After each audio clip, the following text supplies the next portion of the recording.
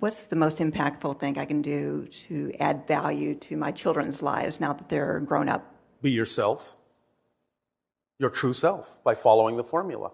That's what it's for. If you are not being your true self, then who are they in a relationship with? Simple as that. Keep going. Everything will fall into place. Everything that is relevant and important in your life, every appointment you've made, every agreement that you've made will be kept if you just keep moving forward and allow your life to unfold in the perfect timing in which you have designed it. Allow yourself and your duty as a parent to be clear that the idea that you love them is already clear, but the ideas of how you express the concept of love may need to be brought into alignment. I'm not saying this is the case. I'm just talking generalities. The idea is that children are completely implicitly trusting of the parent, and they receive whatever they receive from the parent as if it were the perfect symbol or representation of the parent's love. Now, if the parent is sending negative ego belief systems down that avenue toward the child, then the child will start to interpret negative belief system ego structures as a symbol of love, and that will be the only symbol the child will know, and the only symbol the child will themselves be able to express in life until they get a handle on how to bring that back into alignment with symbols that are more positively representative of the underlying current of unconditional love that is always there. Does that make sense? It does. All right. Going further, you were talking about children being older souls that are coming here as the teachers. Yes, especially now in this day and age, many of the children being born on your planet and that have been being born now for about the last 20 years or so are, in a sense, not only a new generation, they are actually a different species. And it is representative of souls that have a lot of experience in many of them, that are cross-connecting to many different experiences in many different parallel realities.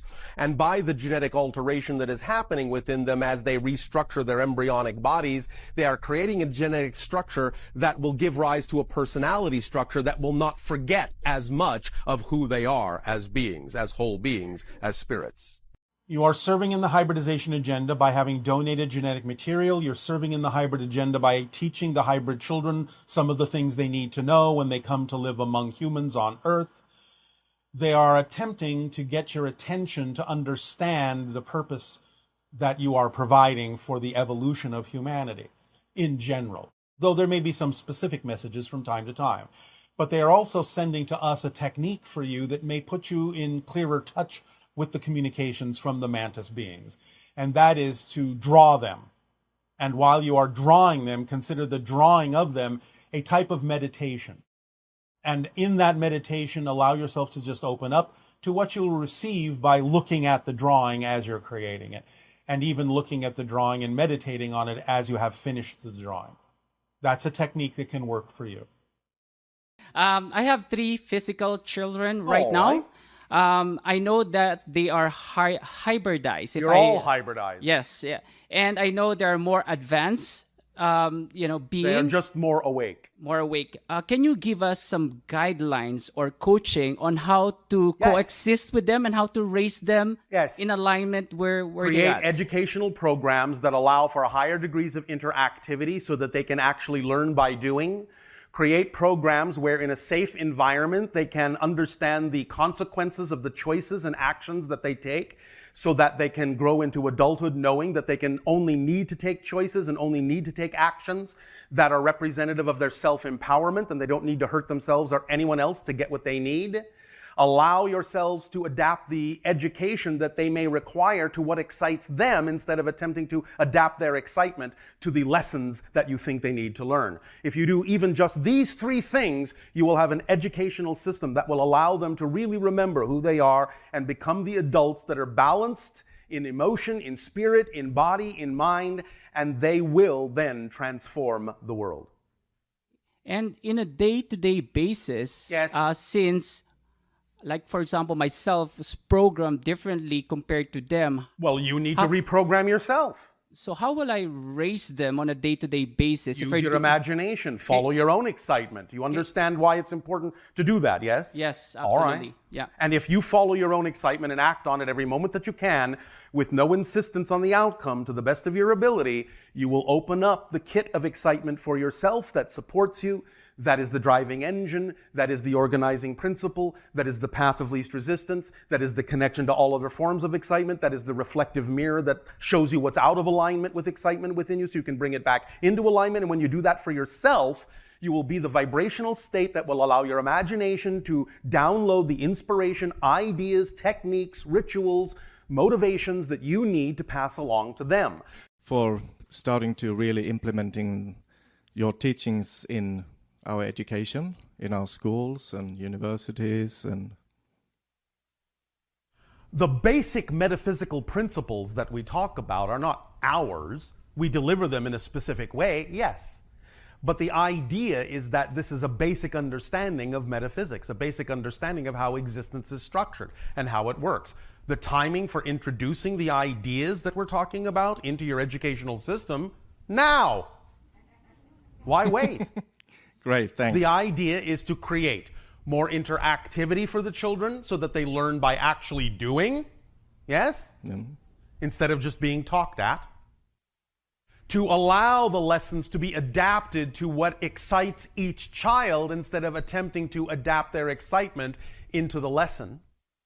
Yes? Yes. Teaching them the consequences of their actions and the consequences of their choices in a safe, protected environment so that they can learn the basic tools of how to manifest reality in a way that allows them to become experts at it by the time they're adults. Yes? Yes. These are the tools and techniques of education. So, why wait? Okay. Teach them that they are self-empowered. Teach them that they are as powerful as they need to be already to manifest whatever it is that is truly relevant for them in their lives in a joyful, creative, loving way without having to hurt themselves or anyone else in order to get what they need. Teach them that they are that powerful. Some of them find it interesting how often we eat. Yes. And yeah, and my toddler is the same way. I mean, it's very difficult to get him to sit down at the table and eat. Yes. But if he doesn't eat, he gets hungry, and that can lead to other challenges. So my question is there a better way to handle meal time with young children? Well, the idea, first and foremost, is that many of them may require a lighter diet in terms of what it is they eat. You can explore with the child what it is they may be excited or attracted to at certain times when they are hungry. The idea can be worked through in discussions, in conversations, and you can use your creative imagination to, shall we say, describe the different foods that probably are beneficial for them in ways that get them excited about them. You can make up stories about them in terms of what their abilities are, what they will give to the body, what they will allow the child to experience if they incorporate those substances in their body. Remember, the idea of teaching a child requires the parent and the teacher to be as creative and imaginative as a child in coming up with how to have a conversation that really gives the child an understanding from a different perspective about what certain foods will do for the child to help them thrive and sustain their viability in physical reality. So it's up to you to be creative with the stories about what the different foods will do. More of a guidance or an example when I see children that they are so exciting playing those violent games or watching even the Disney Channel where sometimes it doesn't seem to be very Turn positive. the issue around and start rewarding them for creating and constructing positive community rather than destruction. They are now being rewarded for creating destruction. Reward them for creating construction. Remind them that if they really wish to express power, true power is in creating. It takes no power to destroy. Okay. You can have a stack of blocks. It takes more power to build the stack than it does to push it over. You understand? Yes. So you can begin to teach them and reinvent games that entrain them to understand that they will be more rewarded and more expansive in their abilities by being rewarded for creating and building connection and community than by destroying and disassembling. If you have a situation as parent that your children is maybe have troubles and they run into many troubles, but you can't help them because they don't listen to you, like teenagers, All right. Again, first of all, you're talking about a situation that is the result of a buildup of all sorts of belief systems for many years. Okay. The idea in general is to understand them by understanding how things work, so that you give them a safe space in which to experience the consequences of the choices that they make, so they can learn what those consequences are without really experiencing them too strongly. And you create interactivity in your imagination with them to allow them to understand they are as powerful already as they need to be to attract whatever they need in life without having to hurt themselves or anyone else in the process to do that.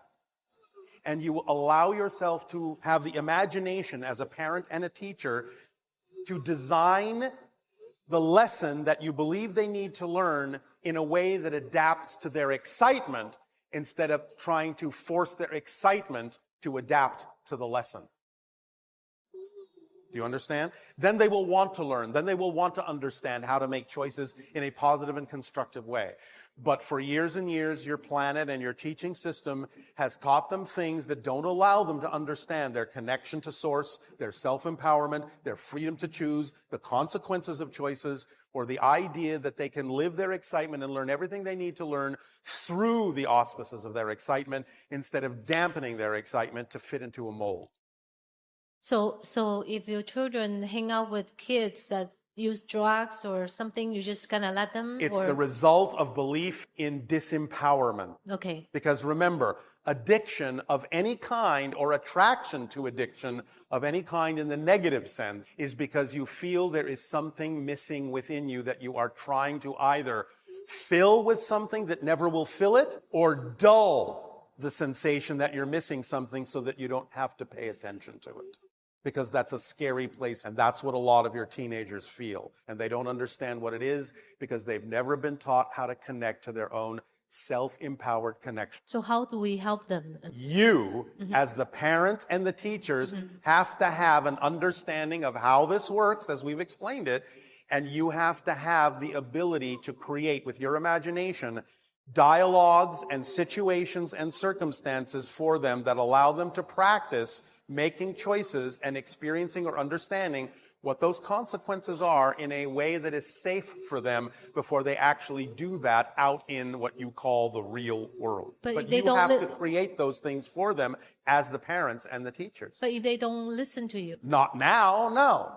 But you have to be clever enough to figure a way around that, and one of the ways is what we suggest. You have to understand what excites them, and you have to speak to them in their own language of excitement so that you are clever enough to adapt the lesson to their excitement. They may not even know what you're doing that, but you have to be the one that's imaginative and clever enough to know how to do it. Can we talk to them in the sleep or, like... That's what, well, now see, you came up with that interesting imagination idea. Talk to them in their sleep. What's wrong with that? That came from your imagination.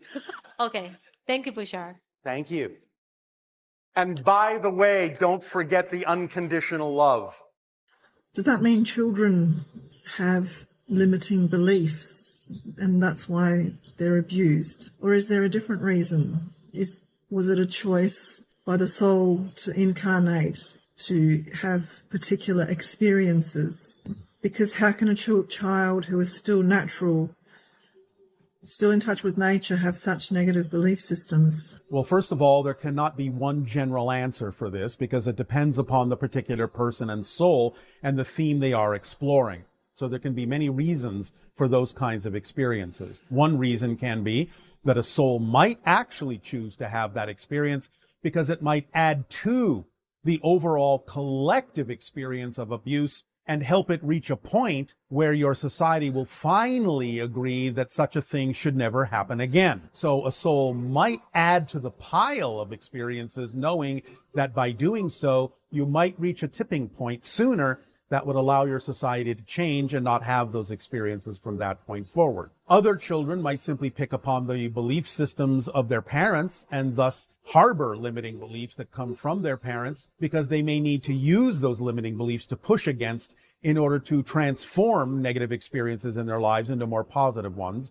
by having chosen things to push against to propel them in a more positive direction. So again, you have to kind of take it on a case-by-case, person-by-person, child-by-child basis as to why they might be experiencing certain things, either of their choosing or from the belief systems that might be ensconced in their unconscious mind that they may have picked up from parents or society or schooling or friends that demonstrate that these things exist in your society to give you an opportunity to see them more clearly and to decide what to do about changing those experiences on your planet in the future.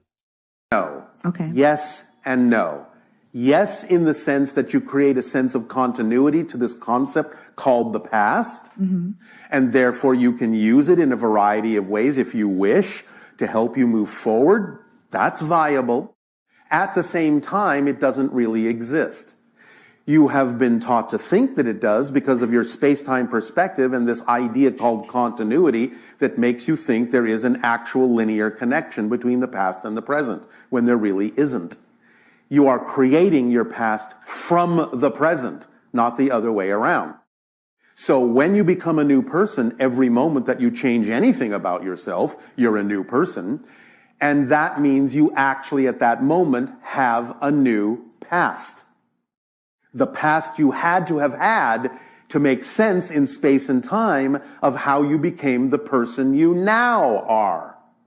So the idea is that you're not actually creating things or holding on to things from the past, in a sense, technically speaking. But what you're doing every moment that you redefine yourself is you are including that concept over and over and over again, that something came from your childhood. But it didn't necessarily come from your childhood anymore because you have been a new person and you're creating a new past that didn't necessarily have the experience you're talking about. So you don't have to keep connecting to it. Now, for some people on your planet, that's a lot to wrap their minds around, and they may not be able to do it that way. So there are other techniques, many other permission slips you can use, even using the idea that there is something that happened in childhood that is still causing trauma. Fine. You can go that route if you want, and there are many techniques to help you through it. But I'm just simply telling you mechanically what's actually happening is there's no such thing. What is the secret to a long-lasting marriage? Communication, clear communication, support, and allowing each being in the relationship to see reflections that will allow them to become more of who they truly are. Not any imposition of suppositions or insistences or assumptions about what they should be, but to allow them to become more of who they truly are. And that happens through support and clear communication, investigation of deep belief systems, why people choose to do what they choose to do, to understand each other and support each other in ways that allow each of the people in the relationship, again, as we said, to become more of who they truly are, to find their self-empowerment. Would you say that patience might have something to do with it? No patience is required. The only reason you require patience is because you're being impatient, because you think you know better than someone else and they're not doing what you want them to do. Thank you. I've just been having a great time, and I almost feel like I've been having too much fun. I feel like I feel like I have responsibilities to go back to. Well, wait a minute. You're suggesting that responsibilities aren't fun. What's that definition about? Yeah. Well, why do you have that definition? Since when are responsibilities not fun? It's a different type of fun. Yes, it is. I'd just be doing different things, but still having fun. All right. Yeah. Remember, responsibility is simply the ability to respond. Right. That's all.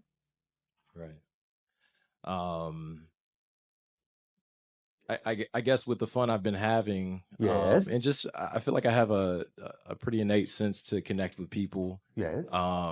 sometimes at a very deep level. It happens. Sometimes it can happen pretty fast. All right, and so and I enjoy that. Yes. I also do acro yoga, which is a form of acrobatics mixed with yoga. All right. It's a very physical, intimate. And is that fun? Oh, I love it. Oh, Yeah, all right. absolutely. Thank So you. I'm trying to tie some of these things. I beg your pardon. I'm trying to. I beg your pardon. I'm wanting to. You are tying things together? I'm tying things together. Exactly. Thank you. And it feels really good. So with these things that I'm enjoying in my natural innate senses, I'm wanting to derive an idea of how that could equate to an overall purpose, because I do feel like I have. Do you understand what your purpose is in life? To be you as fully as you can. That's your Right. purpose. That's it. Right. So is that enough of an umbrella to tie them together?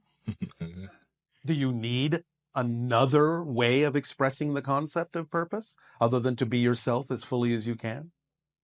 To be your true self? Is that enough of a purpose for you? I'm not saying you can't have different expressions Right. of your purpose, but those are expressions of your purpose. Right.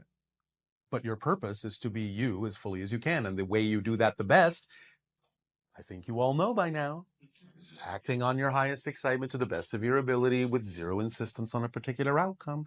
That's how you allow yourself to fulfill your purpose of being you as fully as you can. Because you see, that's the whole point, is to allow creation to experience itself through you. Right. You understand? Now, attempting to not be yourself is still an experience that creation will value and appreciate and be able to use. Nevertheless, you are given the opportunity to simply be who you truly are and allow creation to experience itself through your eyes. So be yourself if you wish to be. Creation will be very happy with that. Right. I guess I have a sense that it's Yes. bigger than just Bigger than being yourself? Yeah. There is nothing bigger. Because yourself is greater than you know. It's just that most of yourself is invisible right now to you because of your focus in physical reality. That's all. But it is bigger. Right. Being yourself is bigger. And when you are more of yourself on this level, you will know more of yourself on all the other levels. Right. So you will see that it is bigger, and therefore. So by participating fully in who I am and what I'm about, To the best that you can on this level. Right. And I actually derive more of who I am. Yes. Continuously. Yes. Constant. And that will never end. It'll never end. Ever. Okay. Ever. Because even when you perceive yourself from the level of all that is knows there's another all that is that it is a part of. Wow. It never ends. Right. Does this help?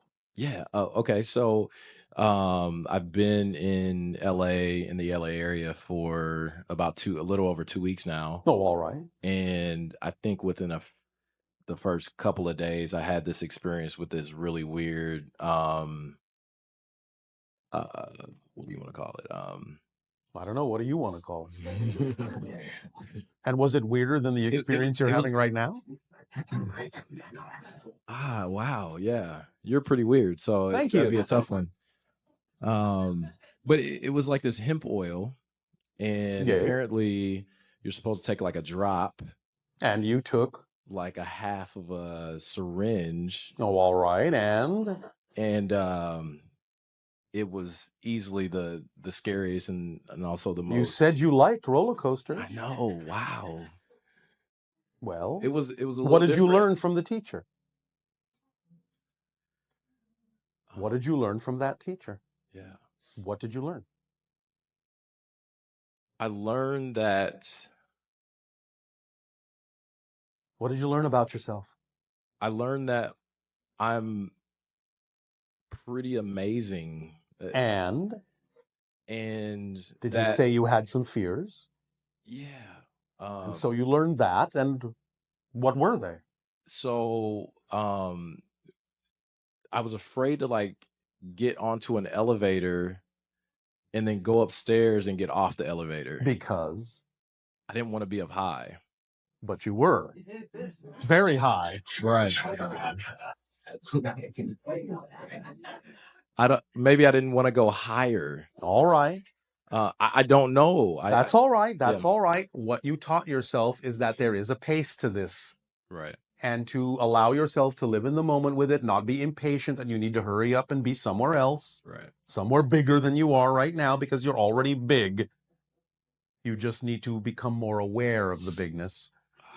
So the idea is just be where you are and live in the moment, and all the bigness will be revealed to you in perfect timing. Right. It won't come faster than you can handle. Right. And if you live in the moment, it won't come slower than you need it to. Right. Yes. And that kind of dovetails into, I thought those were two separate questions. Wow, that was crazy. Yes. One of the cool things that happened, I'm so glad. Okay, first, Josh totally gave me his ticket, so that was amazing. Thank you. That was a great manifestation. Thank you, Josh. I love you, man. So while it was happening, like it was like everything was slowed down. Yes. And so like my hands, the fact that they were even like moving in time and space was like, whoa. Yes, everything appeared to be slowed down because you were speeding up and matching the frequency of the reality. It's like having what you call a strobe light. Right. Yes. Yes. That's exactly what it was. If you match the frequency, it looks like things are standing still or slowing down. So that means you're speeding up to match the frequency of the tick of the clock of your reality. Right. And so yes, my hands, like it was like I could understand the physics of why they would run into each other and then they would bounce off. Yes. But they would maintain perfect proximity with where they last. I mean, they just like were on this, almost like they were tied to a string, and they were moving they sort of are. perfectly. Yeah. Oh. The string of your consciousness. Because remember, the personality is a projection. Right. You're channeling your personality all the time. So you became aware of the fact that there are, for lack of a better term, energetic threads leading back to more of yourself that is projecting the personality. Right. So it actually felt like I was driving my physical body. Yes, you are. It was like I was looking through my eyeballs. I know what you're saying. Okay. Second. Just making sure. All right. Thank you for sharing your experience. Absolutely. Please take it and use it in your life in whatever way is representative of your highest excitement. I will do. All right. Well, thank you for this time. You are welcome. All right. Hello, Bashar. And to you, good day. I'm very excited to be here. As are we to interact with you. And before we begin, I would first like to extend my deepest appreciation for allowing us to interact with ourselves Absolutely. through you as a permission slip. It is our passion and our pleasure. Throughout my physical life here, I had the exciting opportunity to experience deep and severe levels of negativity, suffering, depression, and pretty much everything in that category. How exciting! Indeed. How brave and bold of you. Thank you. I guess. I know. Because you can use this now to your advantage. Remember, unless you haven't heard it before, what we call the rubber band analogy? Yes, I'm aware of that. Therefore, you understand, the farther you pull the band back into darkness, when you finally let go, it'll give you that much more momentum to fly that much faster into the light. So you were bold and strong enough to pull that band very far back. That means you have a lot of potential energy built up to go flying into the light. So that was bold of you. I'm glad you mentioned that because it seems I'm still stretching backwards. Do you want to let go? Yes, and that's why I'm here. And what it is in your belief system that stops you from letting go? What are you afraid will happen if you do let go and fly into the light and be the self you prefer to be? Yes? I don't think I'm afraid. I just think I'm not able to identify a specific belief system that I have. All right. Well, one moment. We use the term afraid, but this is what we mean by it. Do you remember us talking about the motivational mechanism and how that works? Would you like a recap? Yes, please. You all have a motivational mechanism. It works like this. It works all the time, immediately, without fail. There are no exceptions to this. You always choose in the direction of what you believe benefits you. Always, without fail. What you believe benefits you more than the alternative. You always move away from what you believe does not benefit you. So, what that tells you, if you understand that mechanism and how it works, is that if you are not letting go and moving in the direction you would prefer to, that can only mean you have a belief attached to staying where you are that makes staying where you are appear more beneficial than where it is you prefer to go. You need to find out what that belief is. And that usually translates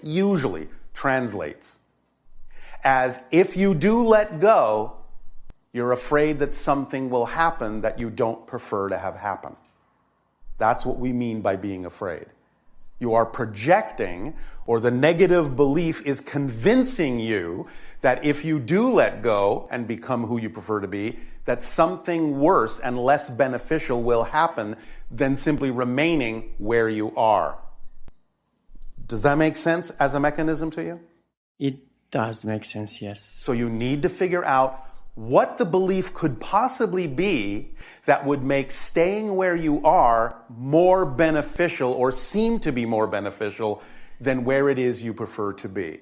Do you have any clue as to what that might be? Well, I have sharing, if I may, yes, with an experience like that. Yes. So I went back and I analyzed most of my negative experiences that I had, and I realized that most of the times, if not always, they were self-inflicted.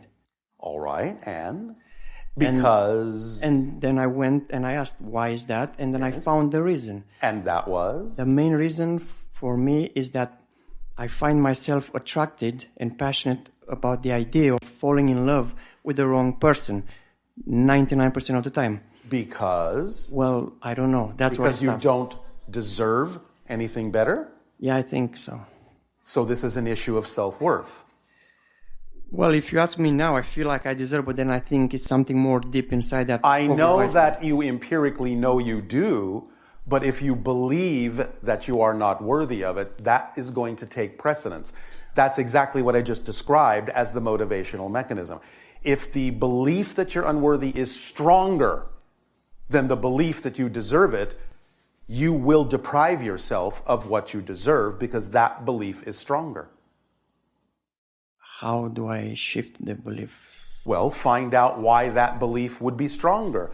Why does it seem safer, I'll use that term, to deny yourself what you deserve? Are you concerned that if you allow yourself to attract what you deserve, that something will go wrong with that? Or it won't be what you thought it would be? Maybe. Maybe. All right. Well, you have to be honest within yourself about these things. So, if you did allow yourself to attract what you deserve, what you know you do deserve, just by your existence, what do you imagine might go wrong? I think it would be maybe too much of positive Too energy. much positive energy? Yeah, probably. What would too much positive energy do to you? I'm not sure. I haven't experienced it yet. Yet you have an idea that it is something to avoid. So whether you have experienced it or not, you obviously have a belief about it that isn't benefiting you and prevents you from moving toward it. So what do you imagine too much positive energy might do? Blow the top of your head off or something? Something like that, yeah. So you're saying you can't handle that much positive energy? I'm sure I can. Are you? At least empirically, as you said. Well, but do you know it in your bones as true? Or is it just an intellectual concept for you? It's just a concept. Why isn't it in your bones? Why don't you know it to be true that you can handle it? I'll give you a hint. Unless you can figure it out. Please, go ahead. All right. You have to look to your definitions of what it means to have positive energy, because you are creating a definition wherein having positive energy could possibly have something go against the positive energy, and that's not a definition of positive energy. You have a different definition. So you have to clarify and clean up your definition of what it is that's capable of happening when you create a positive state of being. Many people on your planet say exactly what you're saying. I would create a positive state of being, but I'm afraid that if I do, something negative will happen. That's not a definition of a positive state of being. Nothing negative can happen in a positive state of being. Even if it looks like it's negative, even if somebody else defines it as negative, you will know that by staying in a positive state of being, you can only extract a beneficial and positive effect from it, no matter how it was created, no matter how it looks, no matter what anyone tells you about it. You know that by staying in a positive state of being, you cannot be affected negatively. That's what you have to know is the definition of being in a positive state. Any other definition is not a definition of a positive state. So you have to be clear about how you're defining the concept of what's possible in a positive state. Yes? Yes, and this is where intuition comes into place, and most of the times, actually, it never can. Intuition can, but this is really just about knowledge. It's about knowing how things work. It's about understanding this literally almost from a physics point of view. You cannot experience what you're not the vibration of. It's simply not possible to experience something that you are not operating on the same wavelength as. Well, I'm glad you mentioned that, because there were cases when I felt extremely excited and positive and yes, and everything was wonderful, and then the outcome was completely different. That's because you are equating the idea of that outcome to being in the positive state, and that's not the case. I understand that physical reality and continuity can make it seem as if that was the outcome of the positive, excited state, but it wasn't. If you have an outcome that is actually truly negative, now I'm talking about something different than what you expect, because just because something unexpected happens doesn't mean it's negative. If you're labeling it as negative because you didn't get what you expected, that's the definition you need to change. But the idea is that if you do experience something negative after having been in a positive state, that negativity is not the result of the positive state. That negativity is the result of you leaving the positive state. And that means you applied a negative definition to what happened instead of a positive one. You can recognize that something that manifests may not be what you expected, may not even be what you prefer. But that's a neutral observation and does not insist that you have to define it in a negative way. You have to know that whatever happens in your life, whatever pops up, no matter how it looks, must be there for a positive reason. And if you stay in that frame of mind, you will be able to use even what you don't prefer in a way that you do prefer. That's how you use the negative positively. And then when you use it in a positive way, it will usually go away because you've used it up. There's no reason for it to hang around, because you were willing to validate it as having a reason to be there that serves you, instead of assuming that just because something unexpected happened, something went wrong. That definition is what causes you to experience that something went wrong. The thing in and of itself doesn't have built-in negative meaning. Nothing has built-in meaning. You give it the meaning. Now, you may give it that meaning unconsciously, and then see the negative result from the negative belief you applied to it so quickly you didn't even know you were doing it. But that's why it's so important to become aware of your definitions so that they don't catch you off guard by making it seem as if, well, that just happened out there. That's just because that's built into that situation. No, it never is. It's always coming from you. And therefore, you have a feedback mechanism that lets you know how to course correct and realign yourself and say, wait a minute. I don't have to automatically assume that just because I got something I didn't expect that that's a negative thing. Let me see how I can define this in a positive way that serves me.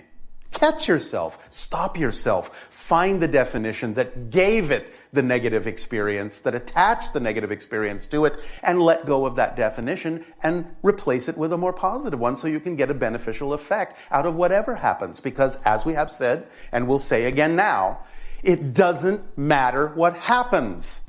It only matters what you do with what happens. That's what makes the difference. Is this helping? It is, and I have tried just that, but it feels like... No, you haven't. Because if you say, I've tried it, you're saying that you still had an assumption and an insistence and an expectation of what the result was supposed to be. You don't know what the result needs to be until it shows up. And that's what shows you what it needed to be. So you have to let go of any insistence on what you think it's supposed to be. Do you understand? Yes, it feels like the body sometimes just takes over the mind. That is an excuse. And it comes from a negative belief. Because that's not true. You're buying into something as if it's a fact. Just because you feel it doesn't mean it's a fact. The fact that you feel like the body sometimes takes over is one of the tools the negative belief uses to convince you you don't have the power to change. You have to see through the lie, the smoke and mirrors of the tools the negative belief uses. It's not doing it maliciously, that's just how it's built. But you have to know that that's not true. In other words, when you hear yourself saying, or hear yourself even thinking, sometimes the body just takes over and I can't do anything about it, that's exactly, perfectly, and precisely the moment to stop yourself and go, wait a minute, that's not a fact. It's an opinion, it's a belief, it's a perspective, and I don't have to buy that as true. But negative beliefs will make themselves appear to be facts, appear to be true. You have to catch them in the moment and say, tricky little belief. I heard that coming out of my mouth. I heard that going through my head, and I almost fell for that. But I caught myself. So thank you for allowing me the practice to have more discernment over what really is and isn't a fact. Is this helping? A lot. All right. Another layer of this experience is the fact that I've not... Is the fact that? Well, it's the... Is the belief that? Belief? Well, It's a fact that you can have a belief, if that's what you're saying. Okay. It's a belief that during my experience here, there seems to be a particular female template that helps me experience this negative cycle that we just talked about. And right. But if it helps you experience that, it must be doing it for a positive reason, yes? But why that specific physical template? You must need that template to teach you something about yourself. I learned that I'm tired of this. Maybe that's the lesson. I was tired a long time ago. Obviously not tired enough. Yeah, I'm... When you are really sick and tired of being sick and tired, you will stop choosing to be sick and tired. Obviously, if it keeps happening, you're not tired enough. So keep doing it until you're really tired enough of it. Then you'll let it go. You'll realize that you don't need to keep doing it. Because you can only be doing it because you believe it serves you. Remember motivational mechanism? Yes. You can only experience what you believe serves you. So you must not be tired enough of it yet to let it go. And that's okay. So there's no other reason that there would be that specific repetitive physical template. It's just an excuse, a permission slip for me to feel miserable. Yep. And it's working great. Is there a way I can slow down my aging process? There was somebody who... By living in the moment. And you know how you live in the moment? You follow your passion to the best you can with no insistence or assumption as to what the outcome is supposed to be. That's how you accelerate your vibration, and by contrast, accelerating your vibration allows you to slow down and live in the moment. And that's how you become ageless. Slowing down the molecular level of the aging process through meditation. Living in the moment. Because you know how when you're acting on your passion, it seems like time passes in a flash? Yes. You've had that experience? Yes. So if you are doing something you love to do and you're in that state of being and it appears like or feels like maybe 15 minutes has passed, When you look up and reconnect with the world and, oh, it's been 2 hours or 3 hours. What you feel was the time that passed, the 15 minutes, is all you've actually aged. Even though you might reconnect with the world 3 hours later and catch up to the consensus reality of time, if you only experienced 15 minutes in that experience of joy, you have actually only aged 15 minutes. That's how you become ageless. You collapse time. You live in the moment. You don't experience as much time because you're not focusing on so many details that you need more time to focus on them. You're acting holistically. You're living more in the now, which is timeless. But there's so many passionate people who age just like everybody else. And that's okay. Just look at how they age, though. I'm not saying you won't mature. Even we mature, but we are not infirm. We are not diseased. We are still energetic. And many of you are too, no matter how old you are. You're getting more and more examples on your planet of people that are over 100 who can probably outdo you. So the idea is to understand that that's possible, understand it's becoming even more probable, and allow yourself not to focus on that needing to be the outcome, but just focus on living in the moment and let yourself age and mature naturally for you. Because there is still a reason for that to happen in your society to a certain degree. Now, that will become less and less and less necessary over time. And for some individuals, it may not be necessary at all at any age, in any time frame, in any era. But the idea is that if it does happen while you're living in the moment, then there's a reason for it to happen that serves you. So stop having the insistence that something shouldn't be happening. Just use what's happening in the most positive way you can. That's the point of this conversation. Yes? Yes. Does that help you? A lot. All right. And one last thing. Yes. I feel like I'm absolutely ready to meet you in physical form. You are not. What happens if we do? You will blow up. And what happens if I'm okay with that? Well, then, what purpose does that serve? Well, what purpose find out. does that serve? Tell me what purpose it serves. What if we try in a lucid dream? Would that be... In a lucid dream is fine. So can we meet Because there? that's a different dimensional vibration, and there is, shall we say, less probability that our higher vibration won't overwhelm your vibration and force to the surface the things that you may not be ready to integrate within your psyche yet. This conversation between us has happened because you're still working on yourself. Yes? Yes. You're still holding on to certain vibrations that are wholly incompatible with the vibrational frequency on which we operate. We operate 10 times faster than you. It would burn you out. Therefore, the idea of incorporating this information is what allows you to accelerate yourself and become more vibrationally compatible. But the idea of being in another dimension, in what you call the lucid dream, that acts as a buffer. It's another reality that allows us to be more vibrationally compatible without negative effect to you in terms of your physical journey. And obviously, you are still on your physical journey and still exploring the idea of belief systems within you that don't serve you. And therefore, it would not really serve you for us to interact in your physical reality at this time. Please understand, we've done this before. We know what we're talking about.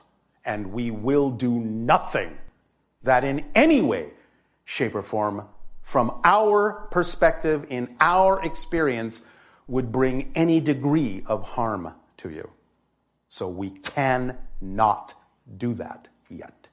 But there will be potentially a time in which that could happen. The more you live in the moment, the more you accelerate your vibration, the more you become vibrationally compatible with us. And so in time, in perfect timing, then something like that could happen. You need to increase the probability by being more of yourself first. That's the process. That's contact. But you're having contact right now anyway. So the idea of physical contact with us can't be made to seem better than the kind of contact we're having right now. This is how it works. And you have to simply trust that we know what we're doing. All right? I trust you. Thank you. Our unconditional love to you. Pleasant dreams.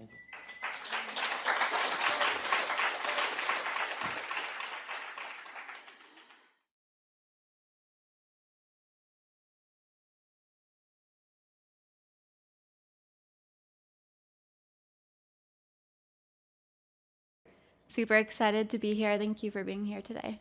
It is our pleasure. So I feel like I'm often questioning where my excitement and my desire is coming from. And it often puts me in my head, and it puts up a veil.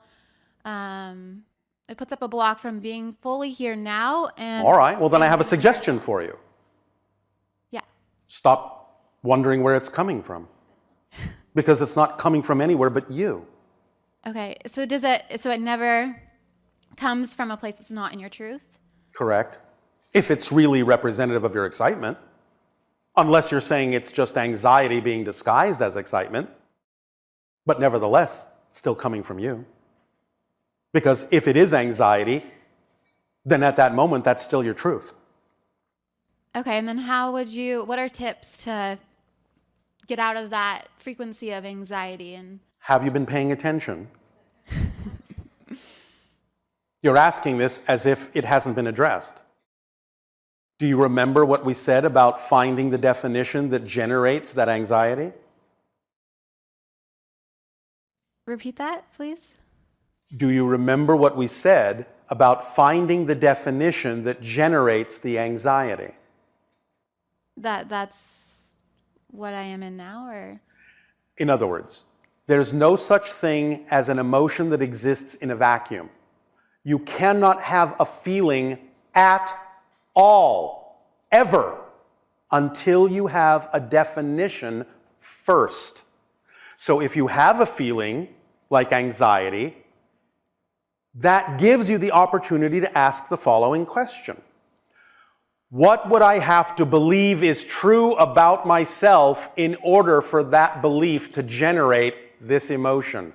Because emotions always generate from beliefs, not the other way around. So if you're willing to hear the answer, in some way it'll come. But you have to understand that's how it works. First you have a definition that you buy into, that you believe is true. Then it generates the emotions. Then it generates the thoughts. Then it generates the behaviors. So any behavior you don't prefer, any thought you don't prefer, any emotion you don't prefer, you can always ask the question, well, let me explore. What would I have to believe is true about myself in this situation in order to generate this feeling, these thoughts, this behavior? If you're willing to hear the answer will in some way, shape, or form come. Okay. It's that simple. If you understand how it works, it's that simple.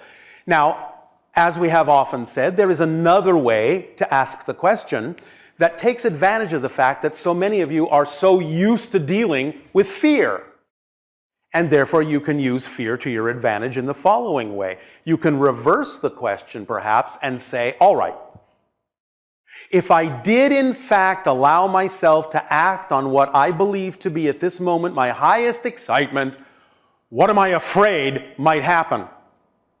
Sometimes that will give you a stronger answer than the other question because you're so used to dealing with fear, so used to being afraid. You'll say, oh, what am I afraid of? Well, that's easy. I'm afraid this will happen, or I'm afraid that'll happen, or I'm afraid someone won't love me anymore, or they'll persecute me, or they'll think I'm crazy. All of those things start coming out, and then you start realizing, what? I actually believe those things to be true? And then it starts becoming nonsensical. It starts making no sense. It starts becoming illogical. And as soon as you truly allow that negative belief that's out of alignment with you to appear nonsensical, you're at the end of the process of letting it go, as we said. Okay. Does that help? That helps. Thank you. Is that sufficient? Yes. I have another question. Beginning to understand you people. I have a last question. Oh, wait, I have another last question. So I'm going to be going to Sedona at the end of this month. All right. Because I just that's exciting to me. Yes. And I want to make contact with galactic beings. Well, you're making contact with one right now. I know. What am I, as you say, chopped liver? Not galactic enough for you?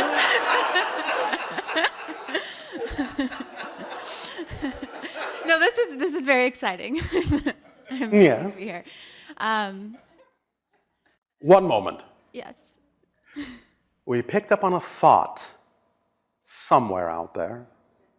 Because when we said, oh, we're getting to understand you, this is a last question, oh wait, I have another last question. If you really think about it, it's actually the first time you've asked the last question because you're a different person. Mm-hmm. You understand? Yes. We were making a joke, but there is truth in the joke that just because one version of you said, I have a last question, doesn't mean that you're not a new person asking a last question too.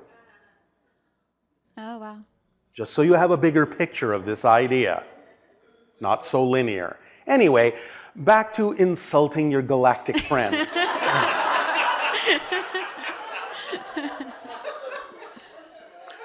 Follow your excitement. Do you remember the formula? To the best you can with zero assumption or insistence on what the outcome ought to be because you don't know what it really needs to be. You remember that? Yes. So, if you're excited to go to Sedona if you can. And if you do wind up there, just be there and follow your excitement the best you can. Drop any insistence on what you think is supposed to happen and allow what needs to happen to happen. That's what's going to serve you best because your physical mind doesn't know what would actually be best for you to have happen. Are you willing to do that? Yes. Then just do that and see what happens. You may actually be surprised that whatever does happen actually does in fact serve you better than the thing you thought needed to happen. Okay. Whether in the short or long term. And again, please remember, we are communicating with you right now, but this is the way in which we need to communicate with all of you, most of you, right now.